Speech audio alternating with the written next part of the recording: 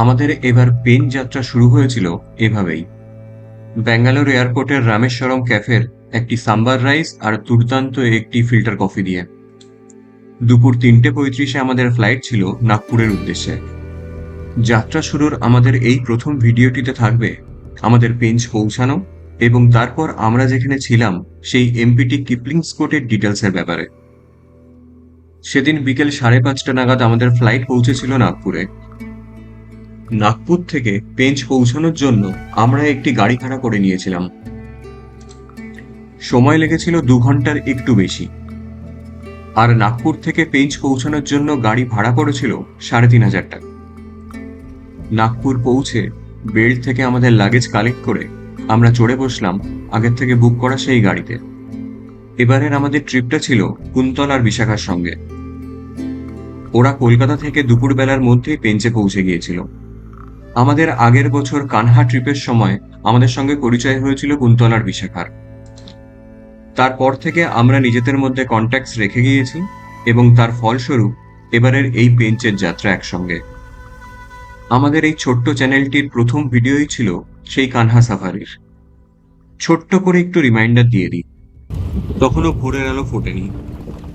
আমাদের জিপসি ছুটে চলল মুক্কি সাফারি গেটের উদ্দেশ্যে। সেদিন সাফারিতে আমাদের সঙ্গী হয়েছিল কুন্তল আর বিশাখা। তার পরের দিন আরো একটি সাফারি আমরা একসঙ্গে করি আর দুর্দান্ত গল্প হয় ওদের সঙ্গে। আগের বছরের কানহা সাফারির লিঙ্কও দিয়ে রাখলাম এর সঙ্গে, যদি কারো ইচ্ছা হয় দেখে নিতে পারেন। গাড়ির টিকিটে লাগেজ লোড করে এবার আমাদের গাড়ি ছুটে চলল পেঞ্চের উদ্দেশ্যে। আস্তে আস্তে শহরকে পেছনে রেখে এবার আমরা প্রবেশ করব জঙ্গলের রাজত্বে। সূর্যদেব অস্ত গেলেন একটু পরে আর অন্ধকার রাস্তায় ছুটে চলল আমাদের গাড়ি। আমরা পৌঁছে গেলাম পেঞ্চের বাফার গেট খাওয়াসার কাছে। এই টোলবোধটি পেরিয়েই আমাদের নিতে হবে বাদিকের রাস্তা, যা চলে গেছে পেঞ্চের বাফার জোনের মধ্যে দিয়ে। এটাই তো খাওয়াসা গেট বলছে। হ্যাঁ, কিপলিংস কোর্ট।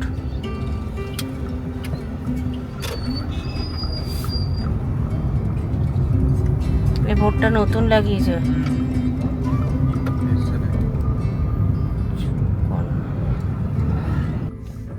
তাহলে কুয়াশা কি বাফার জোন? শুনেছি বেশ প্রায়শই নাকি এই রাস্তাতেও সাইটিং হয়ে যায় বাঘের।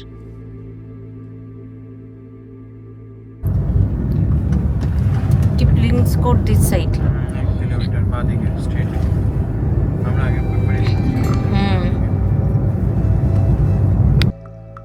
এই বাফার জোনের মধ্যে দিয়ে একটি দুটি ছোট্ট ছোট্ট গ্রাম পেরিয়ে আমরা শেষে এসে পৌঁছালাম এমপিটি কিপলিংস কোর্টে।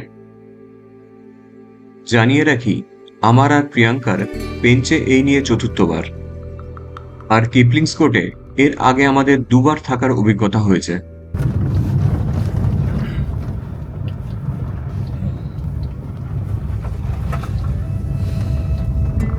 We reached servo reception. যদিও বেশ রাত হয়ে গিয়েছে, তবুও আপনাদের এখানকার রিসেপশন এরিয়াটা প্রথমে একটু ঘুরিয়ে দেখায়। প্রচুর ছোট ছোট গাছপালার টব এবং স্থানীয় লোকাল আর্ট দিয়ে সাজানো এই রিসেপশন এরিয়াটি। এই রিসর্টটির বুকিং লিংক আমি ডেসক্রিপশন এবং স্ক্রিন 2 জায়গাতেই দিয়ে রাখলাম। মূল দরজা দিয়ে প্রবেশ করলে আপনারা প্রথমেই পৌঁছে যাবেন রিসেপশনে। ঢুকেই ডান দিকে পাবেন একটি বসার জায়গা, সাথে পাবেন মধ্যপ্রদেশের জঙ্গল সংক্রান্ত বেশ কিছু বই। হাতে যদি সময় থাকে একটু উল্টে পাল্টে দেখে নিতে পারেন বইগুলি। সাফারি ছাড়াও বিভিন্ন অ্যাক্টিভিটিরও অ্যারেঞ্জমেন্ট হয় এখান থেকে। স্ক্রিনে তার কিছুটা আভাস পেয়ে যাবেন। তাছাড়াও যদি ক্যান্টারে সাফারি করতে চান তার বুকিংও এনারা করে দেন। এবার একটু দেখে নেওয়া যাক আমরা যে ঘরে 2 দিন ছিলাম সেই ঘরটি কেমন ছিল। বেশ পরিষ্কার পরিচ্ছন্ন এবং বড় সাইজের এখানকার ঘরগুলি। প্রায় 1.5-2 বছর আগে রিনোভেট হয়েছে এখানকার ঘরগুলি, তাই এখনো নতুনত্বের ছোঁয়া পাওয়া যায়। পরিষ্কার পরিচ্ছন্ন বড় একটি বিছানা, সঙ্গে ঘরে যা যা প্রয়োজনীয় যেমন জলের বোতল বা জল গরম করার পাত্র, সঙ্গে চা এবং কফির স্যাশেও প্রোভাইড করেন এনারা।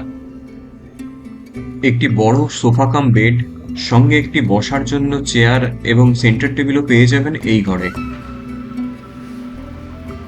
বাথরুমটির সাইজও বেশ বড়। আলাদা করা আছে শাওয়ার জোন, সঙ্গে দেওয়া ছিল সমস্ত রকম টয়লেটারিজের প্যাকও।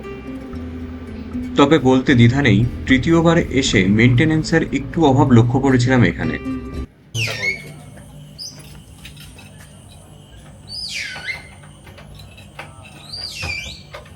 বাদুর মনে হয়, বাদুর।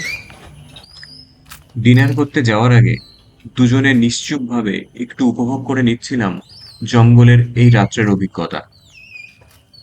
এই রিসর্টটির প্রায় পেছন দিক থেকে কোর জোন শুরু হয়ে যাওয়ায় জঙ্গলের আমেজ বেশ ভালোভাবেই পাবেন এখানে।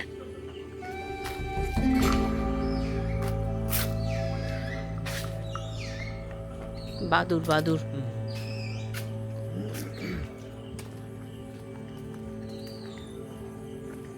ওয়েদার ঠান্ডা।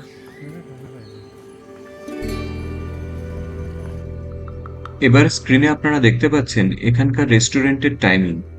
আর আপনার যদি সকালে সাফারি থাকে, তার ব্রেকফাস্ট এনআরআই প্যাক করে আপনার জিপসিতে তুলে দেবে। খাবার নিয়ে এমপিটির কোনো হোটেলে কোনো রকম অসুবিধার সম্মুখীন আমরা কোনোদিনই হইনি। বিভিন্ন কুইজিনের বিভিন্ন স্বাদের খাবার এনারা এনাদের বুফেতে প্রোভাইড করেন। সেদিন ভেজ অপশানে ছিল পাস্তা, পনির, ডাল, ভিন্ডির একটি সবজি, সঙ্গে ভাত এবং রুটি দুটি। নে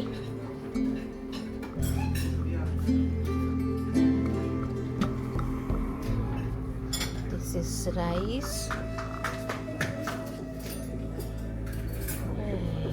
Moringa. This is fruit custard. Non veg অপশানে আমরা পেয়ে গিয়েছিলাম ডিম এবং মাটন।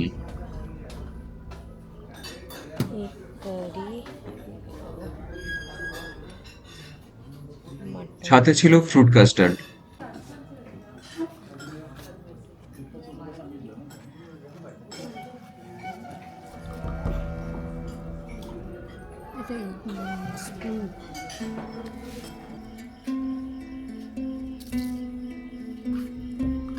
খাওয়ার পর দুজনেরই একটু ইচ্ছা হলো হাঁটাহাঁটি করতে। আর এই ফাঁকে এই রিসর্টের রাত্রের পরিবেশটাও আপনাদের একটু দেখিয়ে দিতে পারবো। সামনে যে ছোট বাস টাইপের ভেহিকেলগুলো দেখছেন, এগুলি হলো ক্যান্টার। 18 থেকে 20 জন একসঙ্গে সাফারি করতে পারেন এই ক্যান্টারগুলিতে। অফলাইনে তুরিয়া গেট থেকে আপনারা বুকিং করতে পারেন এই ক্যান্টারের সিট, অথবা প্রায় 10টি মতো সিট এই এমপিটির হাতেও থাকে। সেক্ষেত্রে আপনারা যদি এমপিটিতে স্টে করেন এবং তাদের ফোন করে বলে দেন, আপনার জন্য রিজার্ভ করে রাখতে পারেন তারা, অবশ্যই যদি অ্যাভেলেবেল থাকে। রিসর্টের এদিকটায় ফ্যামিলি কটেজগুলি, যেখানে একসঙ্গে 4 জন আরামসেই থাকা যায়।